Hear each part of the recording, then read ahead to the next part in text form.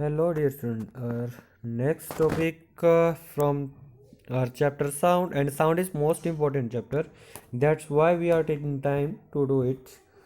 So next is significance of amplitude and frequency. Yesterday we have did about the frequency and amplitude both points. There again I told you this one is amplitude, means that how much in crust or trough the distance from the mean. And frequency means that how many times this wavelength occurs in 1 seconds. Next is what is difference between whisper, a normal voice, of a sounding voice. You will understand that whispering sound is low sound and normal voice is little louder and shouting is very loud. पता होगा आपको, normal बोल रहे हैं normal है, जोर से बोल रहे हो तो एकदम से ज़्यादा आवाज़ आती है. The loudness of sound is directly depends upon the amplitude, कि जितना ज़्यादा एम्पलीट्यूड होगा उतनी ज़्यादा आवाज़ होगी. A vibration with the small amplitude produce a low volume and less sound, where is the vibration and large amplitude produce a sound of high volume, कि अगर जितना ज़्यादा एम्पलीट्यूड होगा उतनी ज़्यादा ही आवाज़ होगी. Can you make out a clear relationship between amplitude of variation and its loudness? Had it ever been a problem to distinct object of voice of your mother and father? कि आपने difference देखा आपकी mummy का और पापा का, दोनों की आवाज़ में डिफरेंस है. Your father voice is heavy hoarse and blunt while the in comparison the mother's voice would be more sharp. And is there a difference between on voice while you talk normally or when we steam at a sudden prick of needle? When you scream, your voice is much sharper.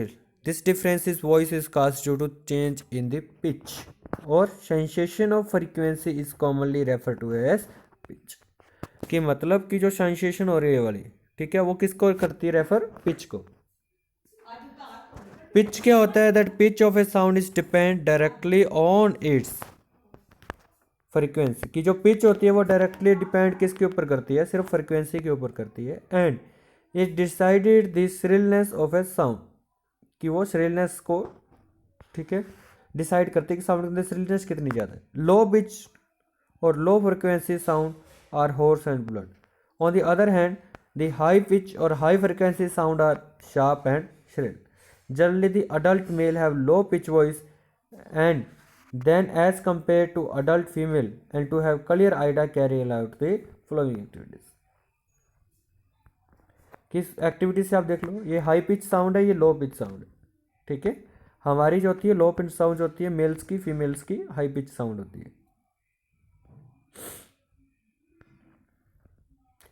Next something more knowledge is given. Sound energy is 200 pianos is equal to the electrical energy needed to light just a one bulb. कि अगर 200 पियानोस के अंदर sound energy है वो किसके बराबर है? कि मतलब क्या, कि जिस इतनी एनर्जी से हम एक बल्ब को चसा सकते हैं, ठीक है.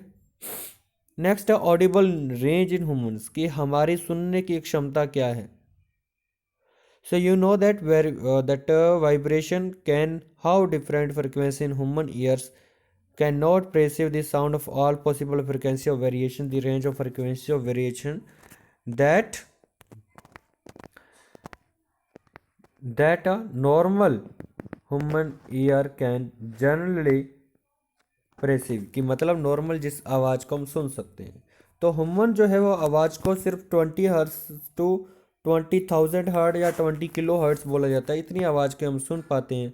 ना ही तो हम 20 से कम आवाज़ को सुन पाते हैं, ना ही हम 20,000 ज़्यादा आवाज़ को सुन पाते हैं. हमारी जो ऑडिबल रेंज है 20 टू 20,000 हर्ट्ज के बीच में आती है.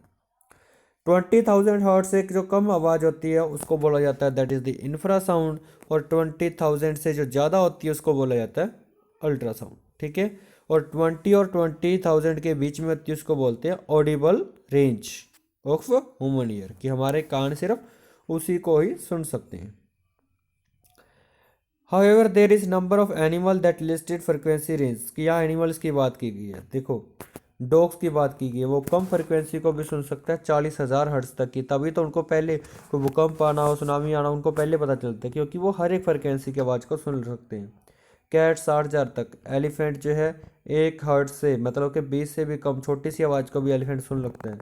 ग्रास ऊपर 50 हर्ट्ज तक, डॉल्फिन, मोल्स, हर एक की अलग आपके पास फ्रिक्वेंसी है। Next, even human child is infant can hear is below 20 hertz. कि मतलब क्या, कि जो छोटा बच्चा, पैदा बच्चा होता है, 4 महीने का बच्चा, उसके बाद 2 साल तक बच्चा 20 हर्ट्ज से कम वाली आवाज़ को भी सुन पाता है।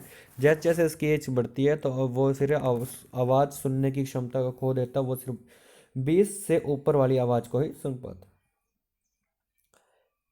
So next is music and noise. So music and noise we will do tomorrow, and audible range वाला क्वेश्चन डायरेक्टली आ सकता है, ठीक है, ध्यान से कर लेना इसको। पिच क्या होती है और Audible range. Okay, today is this one only, thanks, have a good day बेटा।